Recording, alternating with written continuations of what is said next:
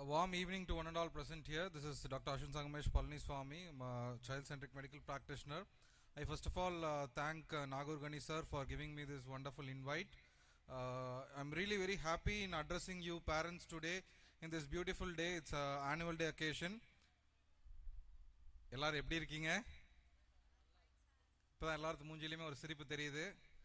So எல்லாரும் சந்தோஷமா ஒரு ஆனுவல் டே ஃபங்க்ஷனை விட்னஸ் பண்ண வந்திருக்கீங்க. ஜஸ்ட் ஒரு ட்ரையல் பார்த்தேன், இங்கிலீஷில் கொஞ்சம் நேரம் பேசி எப்படி இருக்கு அப்படின்னு. So I just wanted to very frankly tell, நான் ஒரு பீடியாட்ரிஷியன், நான் ஒரு child psychologist and I'm a parenting coach. இன்னைக்கு இந்த நாளில் நம்ம தெரிஞ்சுக்க வேண்டியது என்ன அப்படின்னா, இந்த ஒரு வருஷம் ஃபுல்லாக கஷ்டப்பட்டு நம்ம குழந்தைங்க என்னென்னலாம் படிச்சிருக்காங்க, என்னென்னலாம் பர்ஃபார்ம் பண்ணாங்கிறத தான் இப்போ ஆனுவல் ரிப்போர்ட்டில் வந்து மேடம் வந்து படித்து காட்டினாங்க. இப்போ நீங்கள் விட்னஸ் பண்ண வந்திருக்கிறதும் இந்த என்டையர் இயருக்கான அவங்களோட ப்ரெசன்டேஷனை தான் நீங்கள் வந்து பார்க்க வந்திருக்கீங்க. எதுக்காக ஒரு ஆனுவல் டே வைக்கிறோம் அப்படிங்கிறது உங்களுக்கு ஏதாவது ஐடியா இருக்கா பேரண்ட்ஸ்? ஏன் ஒரு ஆனுவல் டே வைக்கிறோம்?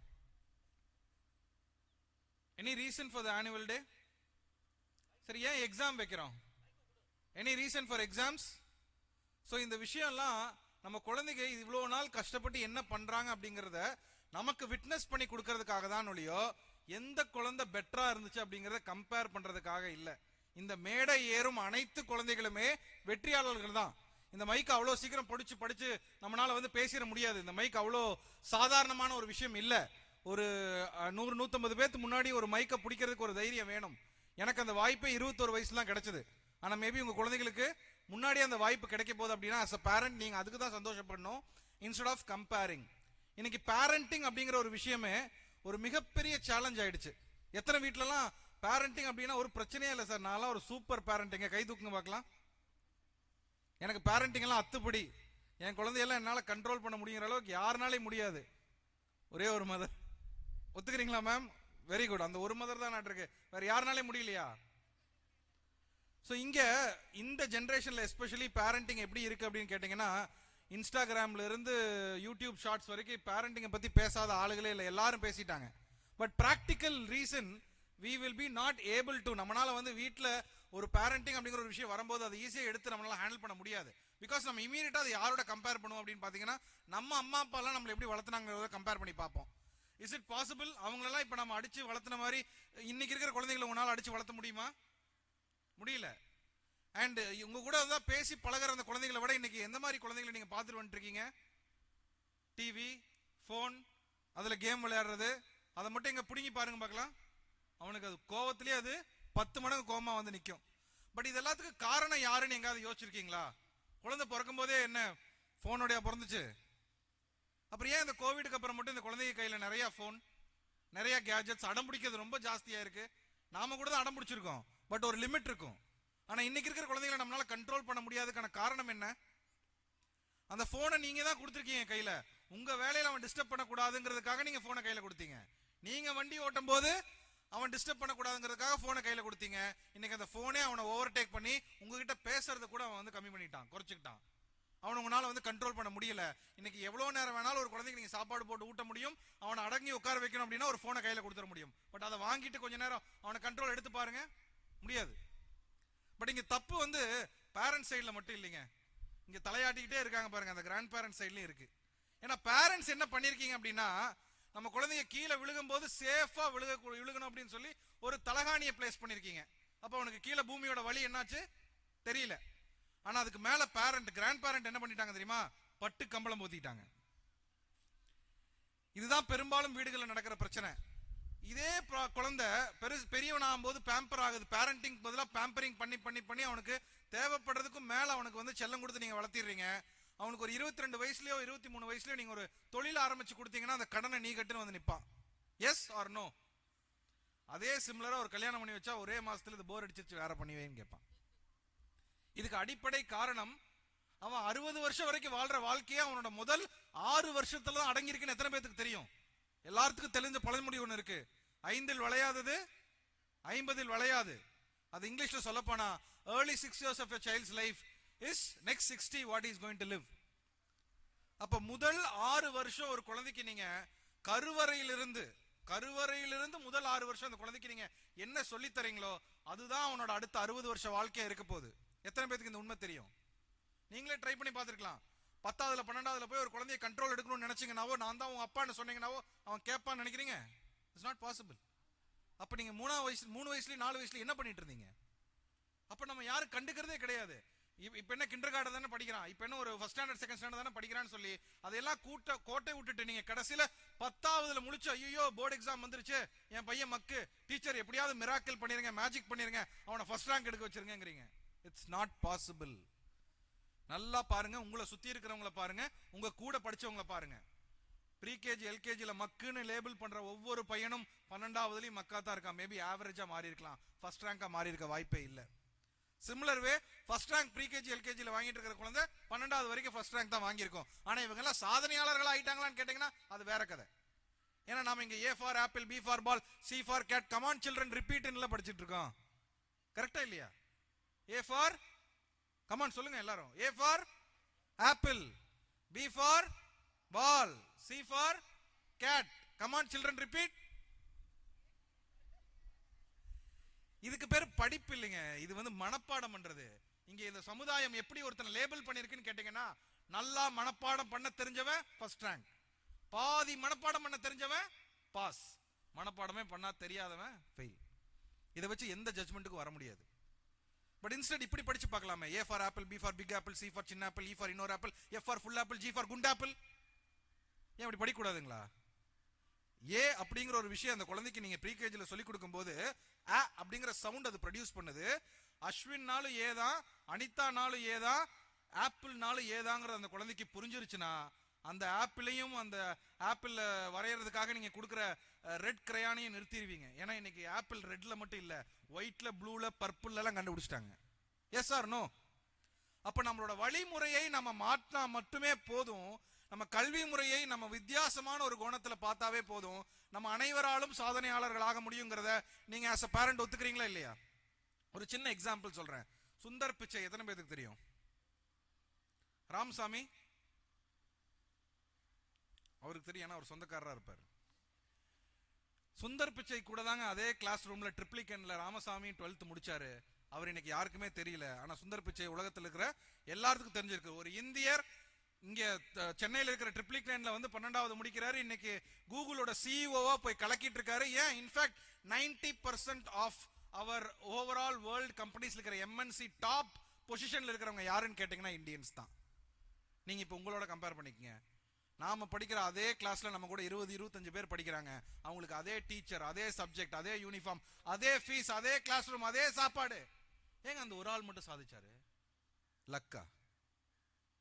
ஏன்னா அவங்களுக்கு மட்டும் திறமை இருந்துச்சா? திறமையோட பிறந்தாங்களா? No. It's about the exposure rate. அவருக்கு கிடைச்ச அந்த எக்ஸ்போஷர் யாருக்கும் கிடைக்கல. நான் அடிக்கடி எல்லா மேடையிலையும் பயன்படுத்துற ஒரு வாக்கியம் இருக்கு. சாமானியனுக்கும் சர்வதேச கல்வி அது நிரந்தரமான ஒரு கல்வியா கிடைச்சா மட்டும் போதும், அவங்களால எந்த ஒரு பாயிண்ட்லயும் போய் சாதிக்க முடியும். அதுக்கு ஆஸ் பேரண்ட்ஸ் நீங்க என்ன பண்ணணும் அப்படின்னா, தலகாணி வைக்கிறதோ பட்டுக்கம்பளம் வைக்கிறதோ உங்களோட பொறுப்பு இல்ல. அந்த பூமியில அந்த குழந்தை தயவு செஞ்சு விழுகட்டும். விழுந்து அவனா எந்திரிக்கிறதுக்கான ஒரு ஊக்கத்தை பின்னாடி கொடுத்து, நீ முன்னாடி நடடாம அவனே பின்னாடி நான் இருக்கேன், இதனால நான் பாத்துக்குவேங்கிற தைரியத்தை மட்டும் தான் பேரண்ட் கொடுக்கணும். முடியும் தரன்னு கையை பிடிச்சிட்டு இழுத்துட்டு போக கூடாது. is what you guys are doing right now. எங்க காலத்துலலாம் நாங்க பார்த்தது யாரை பார்த்து வியந்தோம் அப்படின்னு கேட்டீங்கன்னா, in 90s kidsல born with a silver spoon சொல்லுவோம். born with a silver spoon என்னன்னு தெரியுமா? அவங்களோட எல்லா விதத்துக்கும் லக்கியான ஒரு குழந்தையா பிறந்திருக்கான்னு சொல்லி.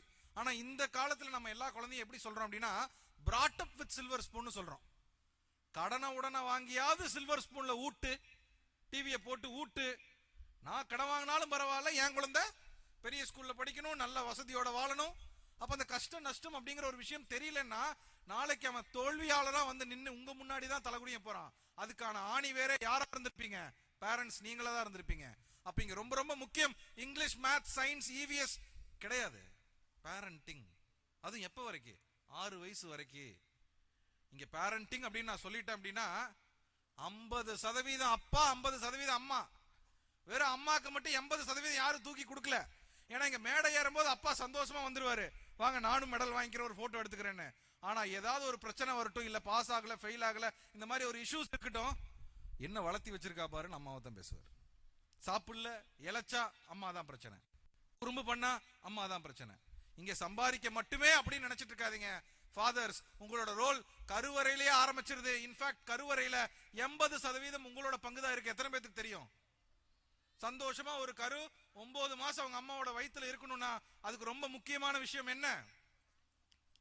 பிளசண்டா அப்படின்னு சொல்லக்கூடிய அந்த நஞ்சுக்கொடி. அந்த நஞ்சுக்கொடி 80% அப்பாவோட பெட்டர்னல் ஜீன்ல தான் ஆயிருக்கு. அதனாலதான் நமக்கெல்லாம் இனிஷியல் ரைட்ஸே கொடுத்துருக்காங்க. இது எத்தனை பேருக்கு தெரியும்? ஆனா இங்க எல்லா பழியும் ஈஸியா தூக்கி பேரண்ட்ஸ் அம்மா மேல நம்ம போட்டு போயிடுறோம். இங்க 50% அப்பாவும் 50% அம்மாவும் சேர்ந்து ஒரு குழந்தையோட பயணிச்சா மட்டும்தான் அந்த குழந்தைக்கு ஒரு பிரைட் ஃபியூச்சர் கடைசி வரைக்கும் கிடைக்கும். It's about the quality of time. ஒரு 10 நிமிஷம், 1/4 மணி நேரம், 1 மணி நேரம் டெய்லி உங்க குழந்தை கூட உட்கார்ந்து 3 வயசுல இருந்து பேசி இருக்கீங்களா? உனக்கு என்ன வேணும்னு அவன் கேட்கறதுக்கு காது கொடுத்து கேட்டிருக்கீங்களா? நம்ம கிண்டர் கார்டன்ல சொல்லுவோம், டீச்சர்ஸ்க்கு தெரியும் நினைக்கிறேன், LSRW லிசனிங் ஸ்பீக்கிங்ல தான் ஸ்டார்ட் பண்ணுவோம். கரெக்டா மேம்? லிசனிங் ஸ்பீக்கிங்னா என்ன? முதல்ல அவனுக்கு என்ன வேணுங்கிறத அவன் சொல்றதை நீங்க உட்கார்ந்து கேட்டிருக்கணும். அதுக்கப்புறம் தான் நீங்க பேசுறத அவன் கேட்பான். சோ இங்க அந்த கிவ் அண்ட் டேக் பாலிசியே கிடையாது. நாம டகார்னு சொல்லி நம்மளோட முடிவுக்குள்ள குதிச்சோம் இல்லையா? இன்னைக்கு இருக்கிற காலகட்டங்கள்ல குழந்தைகளுக்கு நாம அடிமையா மாறிடுறோம். அவன் போட்டு அப்பாவையும் அம்மாவை அடிச்சிட்டு இருக்கிறத அதிகமா இன்னைக்கு நம்ம பாக்குறோம். எஸ், சோ இது மாறணும் அப்படின்னா பேரண்டிங்கோட அடிப்படை விஷயத்தை நீங்க புரிஞ்சுக்கணும். அண்ட் அதை விட ரொம்ப முக்கியம், எஜுகேஷனை நீங்க எப்படி கொடுக்கணும், எங்க கொடுக்கணும், எதுக்காக கொடுக்கணுங்கிறத தெரிஞ்சுக்கணும். இதுக்கு ரொம்ப சிம்பிளான ஒரு ஃபார்முலா சொல்லி தரேன். It's about 777 formula. பேரண்டிங்ல ரொம்ப முக்கியம் இந்த 777 தான். அப்ப உங்க குழந்தையோட கண்ட்ரோல் உங்ககிட்ட எத்தனை வருஷத்துக்கு இருக்கு அப்படின்னா 21 வருஷத்துக்கு இருக்கு. உங்க குழந்தை உங்களால் இந்த உலகத்துக்கு வராங்க, உங்களுக்காகலாம் வரல. they have something else to do with. ஒத்துக்கிறீங்களா? உங்களால தான் இந்த உலகத்துக்கு வராங்களோ இல்லையோ, உங்களுக்காக வரல. அப்ப அந்த முதல் 7 வருஷம் நீங்க சரிக்கு சமமா 50-50% பேரண்டிங் பண்ணி அவங்க கூட குவாலிட்டியா டைம் ஸ்பெண்ட் பண்ணுங்க. அது போதும். இன்னைக்கு காலகட்டத்தில் அம்மாவும் வேலைக்கு போறாங்க, அப்பாவும் வேலைக்கு போறாங்க. What is the use? அவன் தூங்குனதுக்கு அப்புறம் நீங்க நைட் வந்தீங்கன்னா எந்த பிரயோஜனமே கிடையாது. அது வரைக்கும் அவன் தாத்தா பாட்டி கூட இருக்கிறான், அதுக்கப்புறம் அவங்க செல்லம் கொடுக்குறாங்கன்னு சொல்லி அவங்கள போய் நீங்க திட்டுறதுனால எந்த பிரயோஜனமே இல்ல. நீங்க பாத்துக்க வேண்டிய ரோலை இப்ப அவங்க பாத்துக்கிட்டு இருக்காங்க. அவங்களுக்கு தயவு செஞ்சு எந்திரிச்சு சல்யூட் அடிங்க. அவங்க கூட சண்டைக்கு நிக்காதீங்க. ஏன்னா அவங்க 60 தாண்டிட்டாங்க. சைக்கிள் என்ன சொல்லுது? 6ல இருந்து 60க்கு அப்புறம் போறவங்களும் என்ன ஆயிடுறாங்க? குழந்தையா மாறிடுறாங்க. அவங்க கூட சண்டை போட்டு பிரயோஜனம் இல்ல. அவங்களோட கௌரவத்தப்ப அவங்க விட்டு கொடுக்க தயாராகவும் இருக்க மாட்டாங்க. அப்ப நாம ஆஸ் பேரண்ட் மாறிடணும்.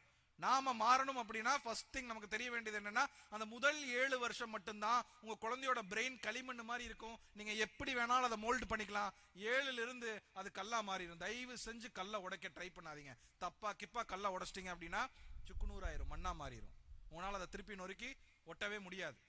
ஸோ 7 to 21, 7 வயசுல இருந்து 21 வயசு வரைக்கும் உங்க குழந்தைகளுக்கு நீங்க என்ன பண்ணணும்? நல்ல சூழ்நிலையை உருவாக்கி கொடுக்கணும். இன்னைக்கு நான் டாக்டர், நான் நினைச்சேன்னா என் குழந்தைய நான் டாக்டர் ஆக்க முடியும். ஒரு டீச்சர் அவங்களோட பையனையோ பொண்ணையோ டீச்சர் ஆக்க முடியும். அவங்க அதில் நம்பர் 1 தொழிலாளராக வருவாங்க. ஒரு நல்ல டாப் பிசினஸ்மேன் அவங்க குழந்தைய பிசினஸ்மேன் ஆக்க முடியும். எத்தனை பேருக்கு இந்த கனவு இருக்கு? நீங்க நினைக்கும் ஒரு துறையை உங்கள் குழந்தைகள் எடுத்து சாதிக்கணுங்கிற ஒரு ஆசை எத்தனை பேரண்ட் கிட்ட இருக்கு? எங்க கை தூக்குங்க. இவ்வளவுதானா? மற்றவங்க எல்லாம் என்ன சொல்லுவீங்க? அது என்ன வேணாலும் ஆயிட்டு போட்டுங்க, நல்லா இருந்தா சரி, சினிமாக்கு நடிக்க போறானா போட்டும். Yes, is it what you want? அஃப்கோர்ஸ்ங்க, உங்களுக்காக அவங்க உலகத்துக்கு வரல, உங்களால தான் வந்திருக்காங்க. பட் அவங்க என்ன வாங்கணும், அவங்களுக்கு எப்படிப்பட்ட ஒரு ஃபியூச்சர் இருக்கணுங்கிறத உங்க ஃபியூச்சரா நினைச்சு வாழ்ந்துட்டு இருக்கீங்க பாத்தீங்களா? நீங்க தாராளமா அவங்களோட ஃபியூச்சர் அவங்க என்ன ஆகலாங்கிறத முடிவு பண்ணலாம். ஆனா நீங்க பண்ணிட்டு இருக்கிற ஒரு தப்பு, பண்ணவே கூடாத ஒரு தப்பு என்னன்னா, பக்கத்து வீட்டுக்காரங்கிட்டையும் எதிர்த்தாப்புல வீட்டுக்காரன்ட்டையும் போய் தயவு செஞ்சு இதை சொல்லாதீங்க. நான் இது ஆக்க போறேன், அது ஆக்க போறேன், அவன் என்ன மார்க் வாங்கியிருக்கான், இவன் என்ன மார்க் வாங்கியிருக்கான், நாத்தனார் குழந்தையார் சண்டை, மாமனார் மருமகன் சண்டை, இதையவே போட்டு உருட்டிட்டு இருக்கீங்களே. இது உலகம் இல்லை. நீங்க கையில வச்சிருக்கிற அதே செல்போன் இன்னைக்கு உலகத்தை அடக்கி பாக்கெட்ல வச்சிட்டு இருக்கு. Yes or no? இன்னைக்கு நினைச்சா ஒரே டேப்ல நம்மளால ஆஸ்திரேலியாக்கு அமெரிக்காக்கு போன் அடிச்சு பேச முடியல. அப்போ உங்களோட புரணி பேசுறதை நிறுத்திட்டு கம்பாரிசன் அங்க போடுங்க. யூகே யூஎஸ்ல இருக்கிற 3 வயசு குழந்தையோட உங்க குழந்தைய கம்பேர் பண்ணி பாருங்க. இன்னும் எக்ஸ்ட்ரா எக்ஸ்போஷர்ஸ் கொடுப்பீங்க, இன்னும் எக்ஸ்ட்ரா எஜுகேஷனல் இம்பார்ட்டன்ஸ் கொடுத்து உங்க குழந்தைய வளர்த்த ஆரம்பிப்பீங்க. அந்த மனப்பக்குவம் உங்களுக்கு வந்துடும். அப்ப முதல்ல போட்டி பொறாமையை நிறுத்திட்டு பக்கத்து வீட்டுக்காரனோட கம்பேர் பண்றதை ஸ்டாப் பண்ணணும். சோ இந்த 7 to 14 இயர்ஸ்ல try to give enough of exposure to a child. Exposure என்ன? சூழ்நிலையை உருவாக்கி கொடுப்பது. உங்க வீட்டுல ஒரு ஓவியன் இருக்கலாம், ஒரு அழகான பைலட் இருக்கலாம், ஒரு கலெக்டர் இருக்கலாம், ஒரு டாக்டர் இருக்கலாம். அது எப்படி உங்களுக்கு தெரியும்? 12ஆம் கிளாஸ் வரைக்கும் வெயிட் பண்ணியா? நோ. அவனுக்கு ஒரு டான்ஸ் கிளாஸ்லயோ ஒரு ஆர்ட் அண்ட் கிளாஸ்லயோ ஏதாவது ஒரு விஷயத்துல ஒரு 90 நாள் ட்ரையல் பீரியட் அவனுக்கு சேர்த்தி விட்டு அந்த பழக்கத்தை அவனுக்கு கொடுத்து நீங்களும் கூட போய் அதை நீங்க அப்சர்வ் பண்ணி பாத்தீங்கன்னா அதுல சாதிச்சான் அப்படின்னா அது அவனோட கிஃப்டட்னஸ் அர்த்தம். அதை கண்டுபிடிக்கிறதுக்கான சரியான வயசு எது? 7 to 14, அந்த 7 to 14க்குள்ள இனாஃப் ஆஃப் எக்ஸ்போஷர் கொடுத்து உங்க குழந்தையோட தனித்துவம் என்னங்கிறத கண்டுபிடிச்சு மேபி அதுக்கு ஒரு எக்ஸ்ட்ரா கோச்சிங் நீங்க கொடுக்கும்போது அது அவனோட வாழ்க்கையாவும் மாறுறதுக்கான வாய்ப்பு இருக்கு. இதுதான் பேரண்டிங்ல ரொம்ப முக்கியம். அடுத்த 3வது பங்கு, இங்க உங்களுக்கே வெறும் 25% தான் ரோல். அவனே பாத்துக்குவான், which is 14 to 21 years of life. 14ல இருந்து 24 வயசு வரைக்கும் 21 வயசு வரைக்கும் உங்க பையனுக்கு நீங்க 25% வந்து பேரண்டிங் ரோல் இருந்தா போதும். 75% அவன் பாத்துக்குவான். 10th என்ன மார்க் வாங்குறான், அதுக்கப்புறம் என்ன காலேஜ் எடுக்கிறான், எந்த சிலபஸ்ல போறான், என்ன ப்ரொஃபஷன்ல போறாங்கிறதெல்லாம் அவன் தயாரிச்சுக்குவான். அதுல அவன் சரியான பாதையில இருக்காங்கிறத மட்டும் நீங்க பார்த்தா போதும். அங்க தேவையில்லாம இன்ஸ்டாகிராம் ஃபேஸ்புக்ல 2 பிள்ளைகளோட ஃப்ளர்ட் பண்ணிட்டு இருக்கானா அந்த இடத்துல அதை கட் பண்றது மட்டும் தான் உங்களோட ரைட். அங்க போய் பேச்சுவார்த்தை நடக்கூடாது. ஓங்க 2 அப்பம் பீரணும். ஏன்னா இந்த காலத்துல எல்லாரும் என்னங்குவாங்கன்னா, ஜென்டில் பேரண்டிங் சார், நான்லாம் அடிக்காம தான் சார் வளர்த்துவேன், என் குழந்தைகிட்ட போய் கெஞ்சுவேங்குவாங்க. நாமெல்லாம் அப்படி வளரல. அதே சேம் டைம் நாம அடி வாங்கின மாதிரி தர்ம அடி கொடுத்து நீங்க உங்க குழந்தைய வளர்த்த வேண்டாம். It should be a balanced parenting. எங்க அடிக்கணுமோ அங்க தயவு செஞ்சு அடிச்சிருங்க. அடிச்சதுக்கு அப்புறம் போயிட்டு சாரிடா கண்ணா, நான் தெரியாம அடிச்சிட்டேன், தயவு செஞ்சு கெஞ்சாதீங்க. அடிச்சா ஏன் அடிச்சங்கிற எக்ஸ்பிளனேஷனை நைட்டு படுக்க போறதுக்கு முன்னாடி ஒரு 5 நிமிஷம் கொடுத்துட்டு, நாளைக்கு நீ இதை பண்ணினா ராஜா நான் திருப்பி அடிப்பேன்ட்டு படுத்துருங்க.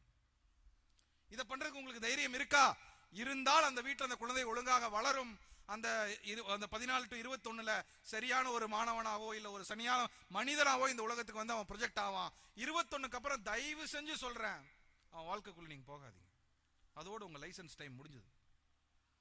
உங்களை நம்பி கட்டிட்டு வந்த ஒரு ஆள் இருக்குதுல்ல, அவங்களுக்கு கூட கட்டிட்டு வந்தீங்க. அதுக்கப்புறம் என்ன பண்ணீங்க, 21 வருஷம் குழந்தைய வளர்த்துறதுக்கு ஆயமாவா வச்சிருந்தீங்க. அதுக்கப்புறம் கடைசி வரைக்கும் அவங்க தான் சோறு போடணும், வேற யாரும் போட மாட்டாங்க. ஸோ 21க்கு அப்புறம் தயவு செஞ்சு உங்களோட ஒய்ஃபை ஹஸ்பண்ட்ஸ் பார்க்க ஆரம்பிச்சிருங்க, ஹஸ்பண்ட்ஸ் ஒய்ஃப் பார்க்க ஆரம்பிச்சிருங்க. அதுதான் லாங் டேர்ம் ரிலேஷன்ஷிப். ஏன்னா எங்க அப்பா அம்மா கூடயோ குழந்தைகளோடயோ நாம ட்ரெஸ் பாசஸ் கொஞ்ச நாள் தான் வாழ்றோம். ஆனா பிடிச்சோ பிடிக்காமையோ ஒய்ஃபோட ஹஸ்பண்டோட ஒய்ஃப் தான் வாழ்க்கையில அதிகமான நாட்கள் வாழ்றோம். அதை தயவு செஞ்சு மெமரிஸா மாத்தி சந்தோஷமா வாழுங்க. This is all about parenting. So this is a wonderful opportunity for me to give an enlightenment talk to one and half of you.